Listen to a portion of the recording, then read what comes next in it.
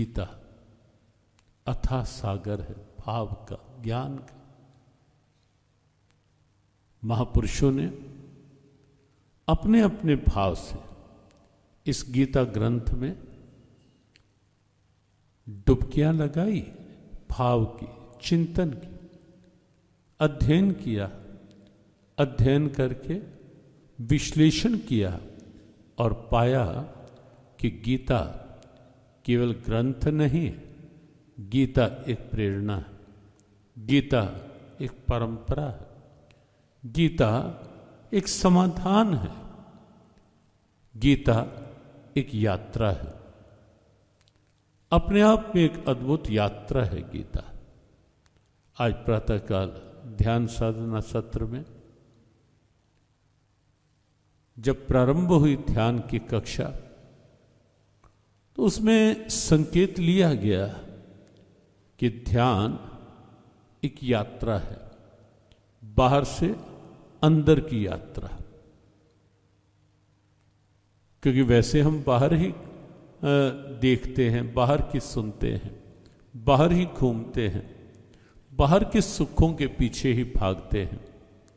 लेकिन गीता ज्ञान और गीता ध्यान एक ऐसी यात्रा है जो बाहर से हमें अंदर की ओर ले जाती है और ये प्रेरित करती है कि अंदर भी बहुत कुछ है, अपार संपदा अंदर है, अपार संपदा। और सत्य ये है कि जितनी संपदा बाहर है वो सब तो अंदर की संपदा का एक अंश मात्र है। जितना प्रकाश बाहर है वो सारे का सारा भीतर का जो प्रकाश है, यदि किसी को अनुभव हो जाए, वो बाहर का प्रकाश तो उस प्रकाश का एक अंश भी नहीं है। भीतर जो आनंद है, बाहर दुनिया के सारे सुख उस भीतर के आत्मिक आनंद के सामने बिल्कुल नगण्य है, बिल्कुल फीके हैं। और वस्तुतः गीता एक ऐसी ही यात्रा है जो बाहर से भीतर की ओर लेकर आती है, भीतर के तत्व को जगाती है, भीतर के तत्व की ओर प्रेरित करती है। भगवद गीता एक दिव्य यात्रा है, निराशा से आशा की। भगवद गीता एक अलौकिक यात्रा है, विषाद से योग की, विषाद से प्रसाद की, विषाद से आह्लाद की। एक अद्भुत अलौकिक यात्रा है गीता। चलते हैं हम वहीं जहां कल प्रसंग ने विश्राम लिया था, वहीं से आज प्रारंभ करते हैं इस यात्रा को, इस भाव यात्रा को, इस ज्ञान यात्रा को। कल चर्चा में वह प्रसंग था जिस समय अर्जुन ने कहा, मेरे रथ को दोनों सेनाओं के मध्य ले चलो कृष्ण। महाभारत युद्ध के कुरुक्षेत्र की तरह दोनों सेनाएं आमने सामने युद्ध के लिए तैयार। कल इशारा किया था, ये दो सेनाएं केवल दो परिवारों तक अब सिमटी हुई सेनाएं नहीं हैं। ये दो सेनाएं, एक और धर्म है, एक और अधर्म है। पांडव धर्म का पर्याय है, पांडव सेना धर्म की पक्षधर है।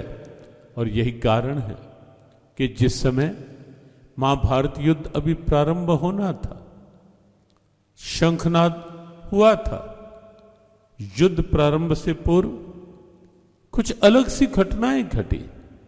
एक तो गीता उपदेश की, जिस ओर हम अभी बढ़ेंगे। एक और घटना घटी, युद्ध प्रारंभ होने की बिल्कुल तैयारी, लेकिन अकस्मात धर्मराज युधिष्ठिर अपने रथ से उतरे और बिना किसी को बताए अपने कदम बढ़ाने लगे कौरव पक्ष की ओर। सब हैरान थे कि अचानक धर्मराज को क्या हो गया। रथ से उतरकर कौरवों की ओर चल दिए। किसी के मन में कोई आशंका आई कि कहीं ऐसा ना हो कि धर्मराज युधिष्ठिर धर्म भीरु तो हैं ही हैं। धर्म भीरु का अभिप्राय धर्म के विषय में एक भय जहां होता है कि कहीं मेरे से कोई अधर्म ना हो जाए। ये एक धर्म। युद्ध भीरु नहीं था अर्जुन भी। जब अर्जुन ने युद्ध से इनकार किया, वो युद्ध से नहीं डरा था। दो शब्द हैं, एक युद्ध भीरु, एक धर्म भीरु। युद्ध भीरु अर्थात युद्ध को सामने देखकर डर जाना, और एक धर्म भूमि भीरु अर्थात मेरे से कोई अधर्म ना हो जाए, ये डर था धर्मराज युधिष्ठिर।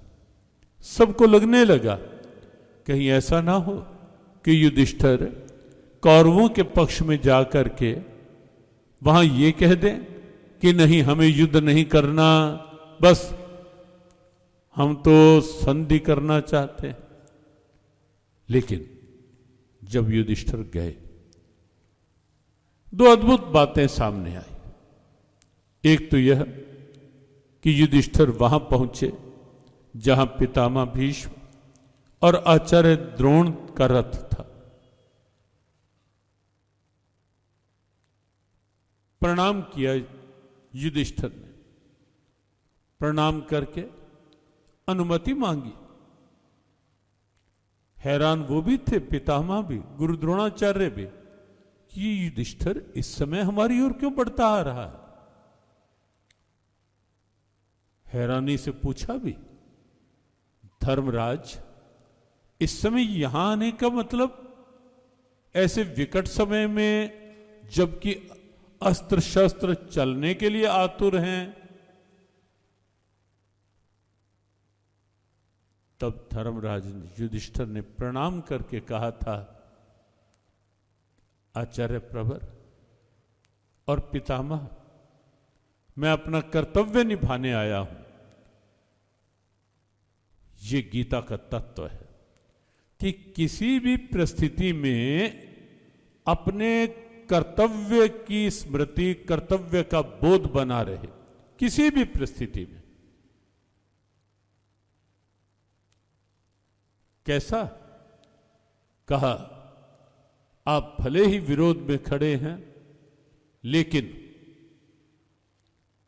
मैं आपसे अनुमति लेने आया हूं, आपके विरुद्ध युद्ध कर पाऊं।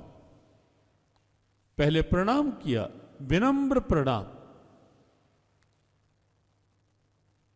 दोनों मुस्कुराए और हाथ अनुमति का, स्वीकृति का हाथ हिला दिया। देखो, यहां एक बात